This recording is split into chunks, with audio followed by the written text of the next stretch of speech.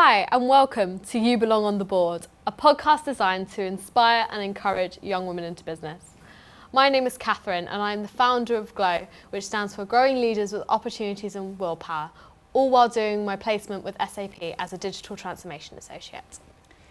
My name is Helen. I'm a business graduate, but I've also been in business for 30 years and I run my own company, Aviatrix, which is a market research business. It's amazing that I'm doing this podcast with Catherine to encourage as many women as possible to get stuck into business. Business to me is fun because it changes all the time. It's extraordinarily dynamic.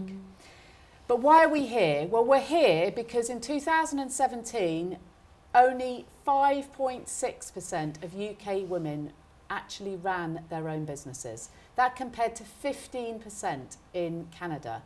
Now the issue is, or the opportunity is, if more women would open businesses at the same rate as men even, we'd actually add £250 billion to the net value of the UK economy. That statistic literally shocks me every time. I know.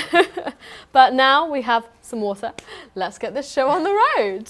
So today we're going to be looking at starting your own business. So we're going to start by listening to Lou Williams, who's our guest speaker, talking about her journey into entrepreneurship. Hello, my name's Lou Williams and I'm the Growth Manager for the Coaster Capital Local Enterprise Partnership Growth Hub.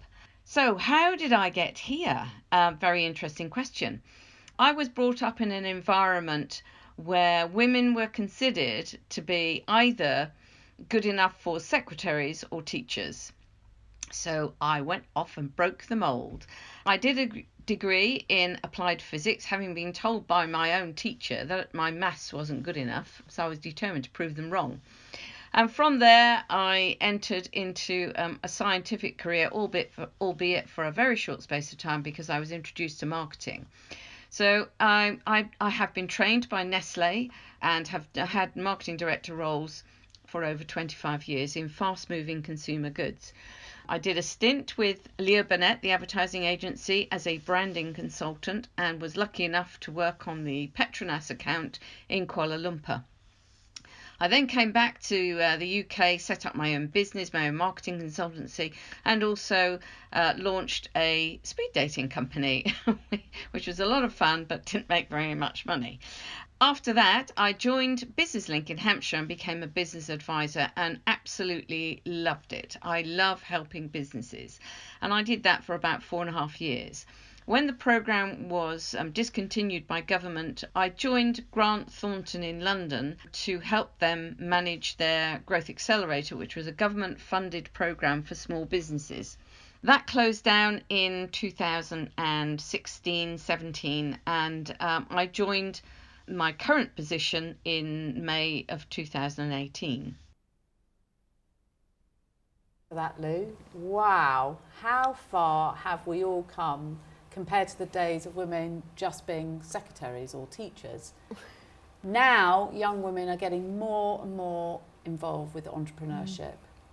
However, according to the Enterprise report, amongst younger age groups in particular, 18 to 24s and 25 to 34-year-olds, female entrepreneurship is still half of male entrepreneurship. Therefore, we need to start encouraging more women into business, Catherine. What advice do you give to young women, or what advice would you give to young women who are at school or studying for their A-levels or degrees? What would you give to them for starting a business? That is a difficult question. There are so many things that you've got to bear in mind, but the biggest lesson I think I learned straight away was that it's difficult. It's so difficult. But if I'm honest, if it wasn't difficult, it wouldn't be worth doing. So when you're like learning things, whether it be the legal aspects like copyright, like who knew that it cost £170 to get a patent on something? You know, you don't know that until you do it. And then marketing as well and accounting, learning all those things, you know, it's difficult to try and comprehend and try and, you know, you get occasionally thinking, is this worth doing? Is it going to work? And it's overcoming that and those difficulties there that you really just need to know and be aware of. It's not this happy journey that just straight away is perfect from start to finish. There's ups and downs the whole way. I would totally agree with that. I think roller coaster ride springs to mind. And I find, but the reality is I feel in this world as a woman, what better way is there than to put your stamp on it, to express yourself? Because really what you're doing in a business is the ability to be able to express yourself. And what I also understand to be the case is, well, I know from all the research that I've done into women, is that women are different from men. We see the world in a different place, mostly because we have a completely different set of hormones in terms of the way that they impact on our brain and our functioning and all that kind of stuff, which for this purposes means that women see the world differently, and that means that perhaps we look out at the world and we don't see our ideas reflected back on us because it's a world that has been created by men, because men have been running more businesses. That's not a competitive argument, it's just a fact. So actually women, and also women, when they do create businesses, they're more likely to create something that doesn't exist, because it's a new perspective rather than copycat, which is, sorry men, is what's more likely to happen with a male business is they copycat something that exists and improve it. Women are more likely to create something that's fresh and new, which I find is so exciting. But it really is that amazing opportunity to express yourself in the world and change it. Absolutely. I think the business world, there is no limit to what you can do. And you can find something that you're passionate about. So for example, Glow is, all I want to do is encourage more young women, especially after my Women in Business event, where I literally got some feedback from someone that I actually impacted what they were going to do. I impacted their personal statement and just how they saw it, the whole world of business, and they said that we wanted to do more on that. And that's just incredible, like learning that, and that became such a passion for me. And when you're starting a business, you need to take that passion and that drive. And because your business is so linked to you, like you say, it's so personalised, it's so individual. It's because it's a part of you, it's your baby. I frequently call Glow, and when I had social, they were my babies. It's more exciting than having children, if I'm honest. Have you had that experience, Catherine? No, but I've got a niece and nephew, so... But when you see that impact and that, you're achieving so much, there's nothing like it. There's absolutely nothing like it. There really is nothing like it. And I think that goes for the highs and lows of running a business. And a business is...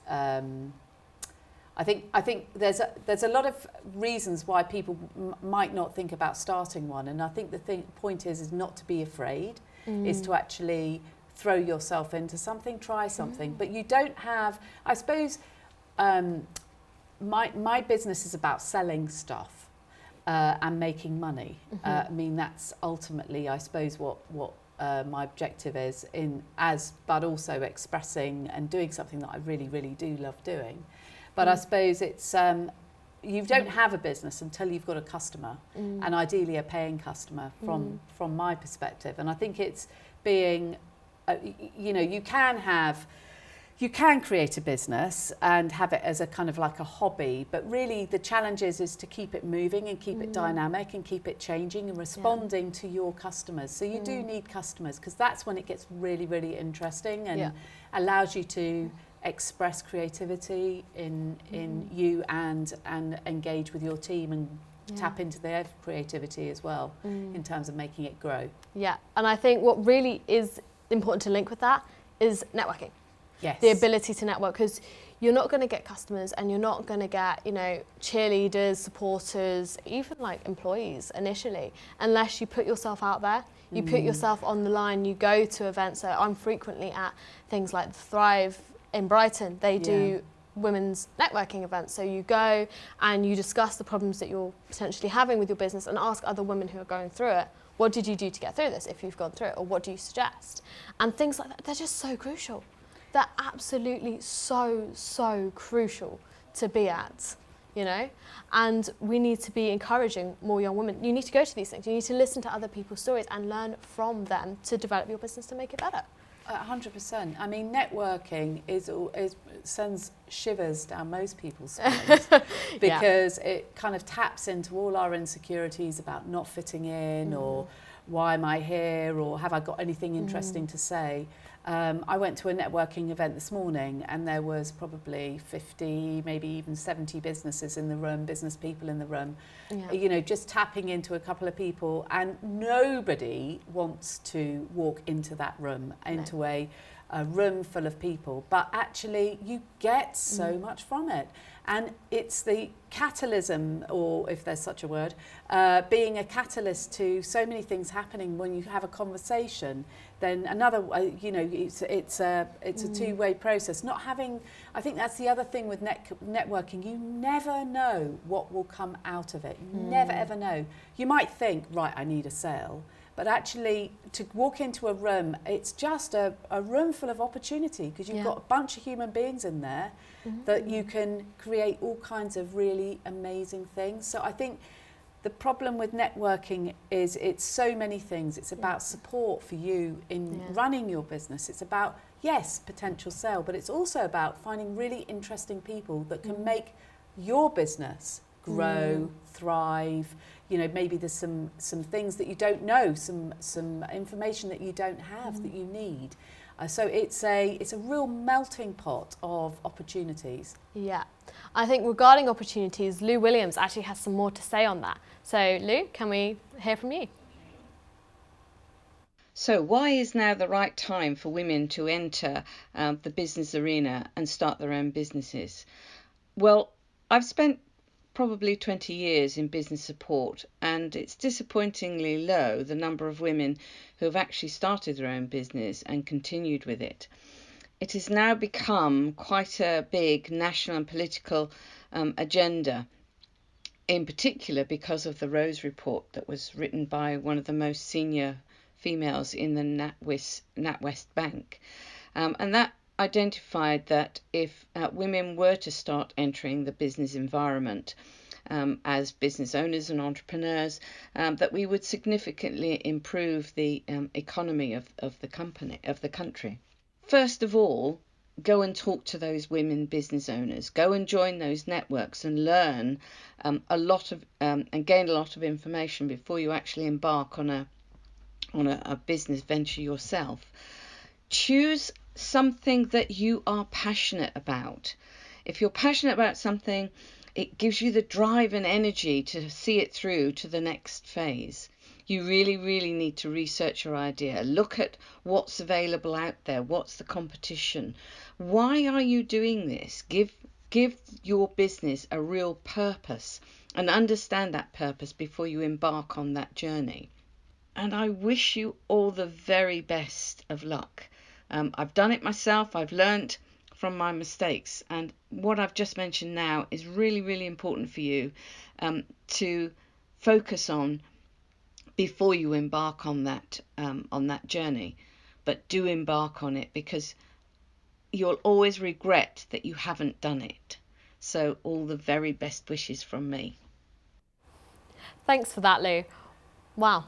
Yeah, I completely agree with her. Like, if you just don't get on with it and do it, you're going to so regret it if you don't. Totally. Don't think, just do. Just do. And I think that I think one of the most inspirational business leaders is actually, you know, might not look like a business leader, but is 100% one, which is Greta Thunberg, who's the 16-year-old environmental activist. I mean, did she set out, when she decided not to go to school one Friday, that she would then be, you know, talking at the UN, for heaven's sake? And I think that what I mean, apart from the bigger issue around what she's doing, but she's basically got off her backside and she's responded to a feeling that she had that was in response to something going on in the world, and she is making it happen. But once you put that out there, you don't know where the journey's going to go. And that's what's so exciting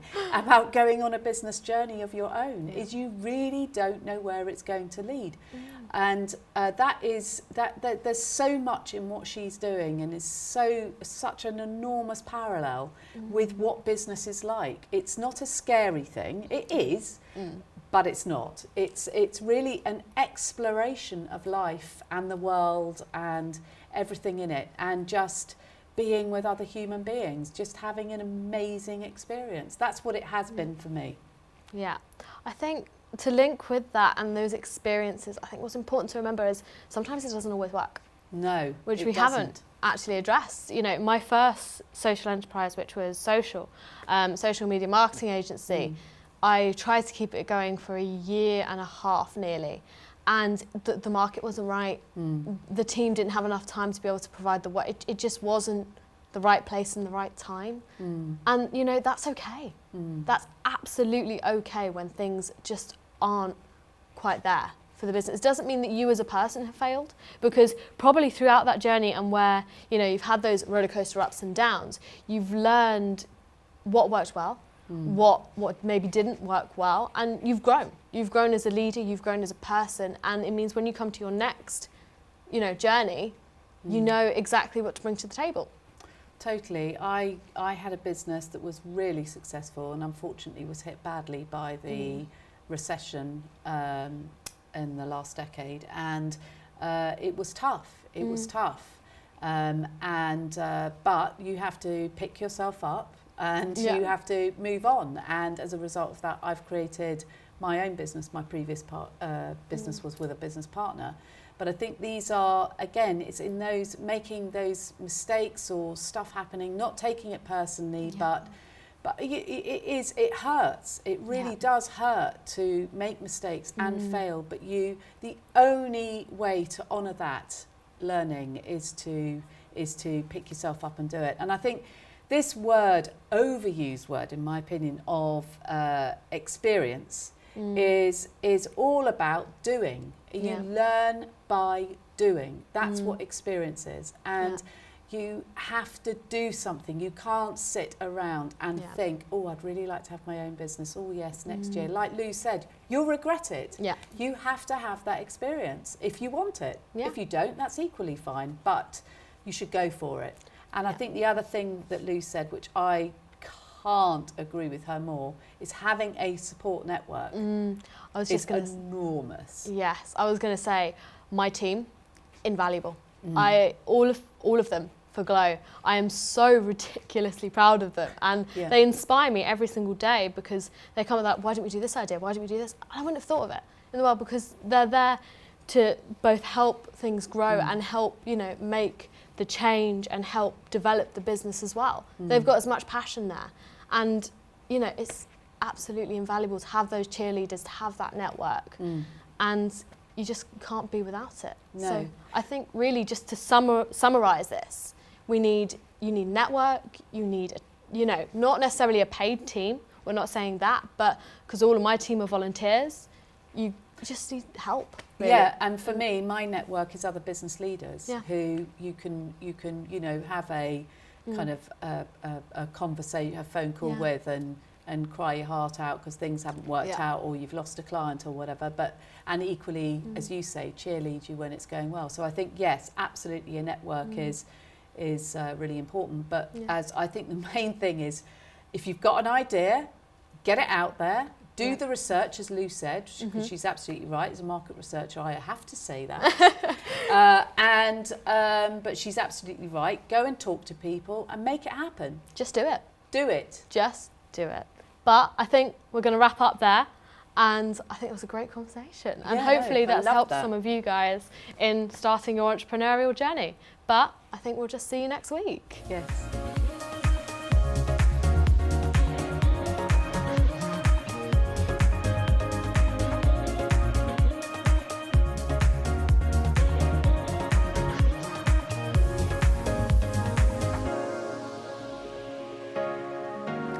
Thank you for watching our podcast. Just to let you know, we have an event on the 12th of December 2019 in Brighton at the Brighthelm Centre at 6 p.m. This will be a panel event where you guys can come and meet us and also our guest speakers to hear more about what we were talking about and the opportunities that we have on offer.